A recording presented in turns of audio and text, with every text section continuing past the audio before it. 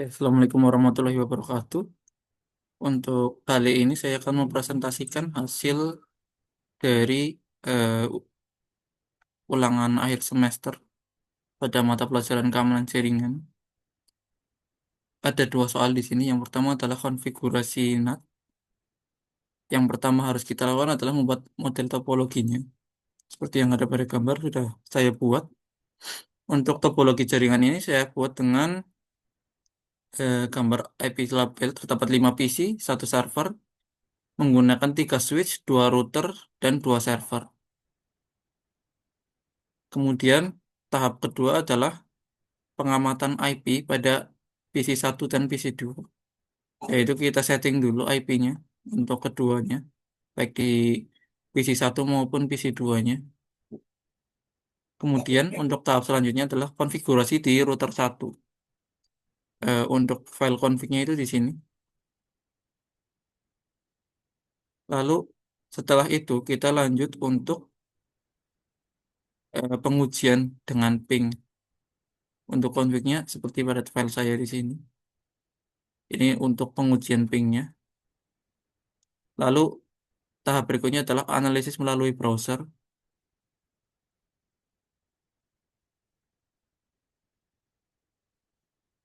Kemudian verifikasi dengan netset pada web server. Untuk verifikasinya, kita cukup untuk netsetnya. Kemudian terus tampil di sini active content, active connection. Lalu tahap selanjutnya adalah akses FTP dan PC1. Ini untuk config-nya. Lalu verifikasi netstat setelah akses FTP. Nah, setelah dijalankan kembali ke command prompt server.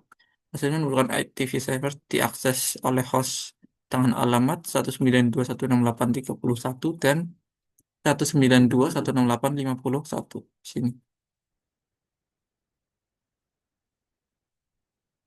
Lalu kemudian untuk nomor 2 yaitu konfigurasi VPN site to site, membuat model topologi dan memberikan alamat IP-nya yang pertama.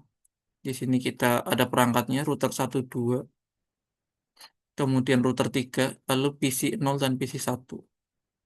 Ini untuk perannya, jaringan publik. Untuk yang PC-nya itu jaringan privat. Lalu ini untuk gambar topologinya.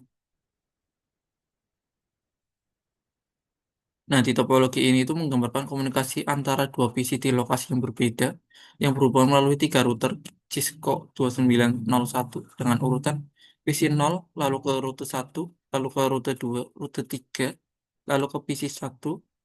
Nah, PC 0 dan PC 1 berperan sebagai perangkat pengguna untuk mengirim dan menerima serta menguji koneksi jaringan. Dalam hal ini misalnya adalah ping.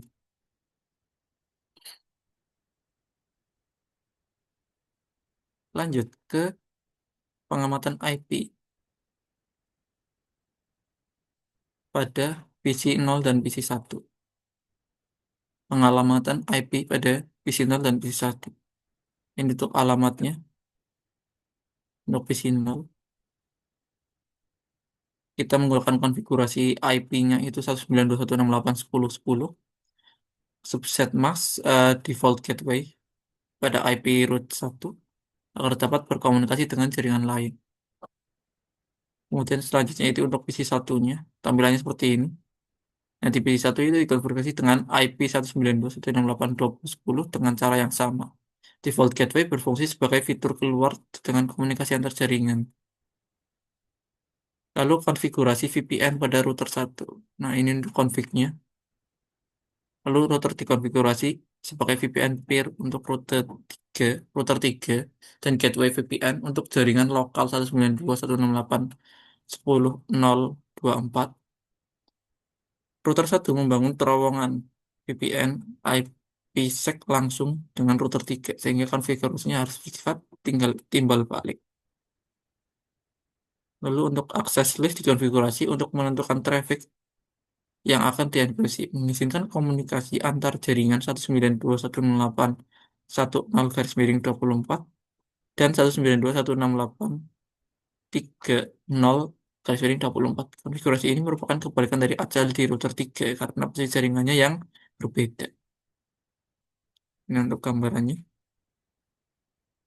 Lalu router satu menggunakan kebijakan ISAK-MP dengan algoritma AES atau autentikasi peer shared key dan Diffie-Hellman grup 2. Pre-shared key harus sama dengan router dengan peer address menuju IP router 3. Lalu untuk gambarannya, skriptomus diterapkan pada interface serial menuju router 2 sehingga traffic yang sesuai ACL dienkripsi melalui terowongan VPN. Tahap selanjutnya adalah lakukan konfigurasi VPN pada router 2. Nah, router 2 ini berfungsi sebagai endpoint VPN, melainkan tidak berfungsi sebagai endpoint VPN, melainkan hanya sebagai router perantara atau transit router yang meneruskan paket data transkripsi antara router 1 dan router 3. Oleh karena itu, router 2 tidak memerlukan konfigurasi VPN IPsec. Nah, ini untuk konfignya.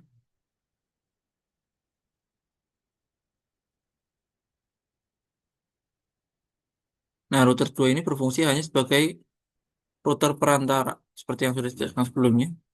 Tidak terlibat langsung dalam proses VPN interface.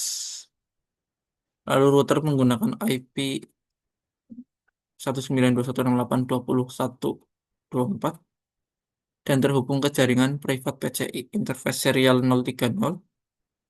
Pada router 2 menggunakan IP 172.16.20.2 yang berperan sebagai jaringan publik untuk meneruskan paket antar router. Router ini hanya bertugas melakukan routing agar paket dari router 1 dapat disimpan ke router 3 dan sebaliknya.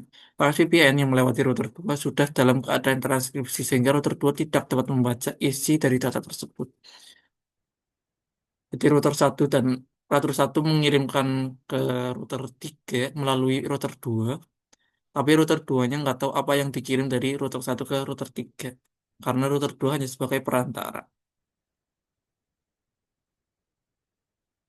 Lalu lakukan konfigurasi pada router 3. Nanti router 3 ini berperan sebagai endpoint VPN, pasangan router 1 gateway sebagai jaringan 192.168.20.0/24 dengan dua interface serial sebagai jaringan publik. Nah, konfigurasi diawali dengan pembuatan akses list bernomor 110 berfungsi untuk menentukan traffic mana saja yang dieksekusi oleh VPN. Acara ini mengizinkan komunikasi IP antara jaringan lokal dengan jaringan tujuan. Traffic yang sesuai dengan ACL inilah yang nantinya akan dilewati melalui terowongan VPN, sedangkan traffic lain akan dikirim secara normal tanpa dieksekusi. Setelah ACL dibuat, langkah selanjutnya adalah mengkonfigurasi kebijakan ISAK-MP dengan nomor polisi 10. Pada tahap ini, ditentukan metode keamanan awal menggunakan koneksi VPN, yaitu menggunakan algoritma enkripsi AES seperti sebelumnya digunakan, metode autentikasi pre-shared key, dan Diffie-Hellman Group 2. Konfigurasi ini digunakan oleh kedua router VPN melakukan negosiasi awal dan membentuk channel, secure channel. Lalu pada konfigurasi XMP, alamat peer digunakan oleh alamat publik router 1, yaitu 172.16.10.2 dengan pre-shared key yang sama. Transform set, crypto map juga disesuaikan kemudian diterapkan pada interface serial 030 agar traffic VPN dapat dikirimkan dengan aman. Ini untuk gambarannya. Lalu setelah crypto map diterapkan, router siap membangun koneksi VPN secara otomatis ketika terdapat traffic sesuai ACL. Nah, pesan log yang ditampilkan ISAK-MP is on menandakan bahwa layanan VPN ISAK-MP telah aktif. Nah, untuk tampilannya itu di sini.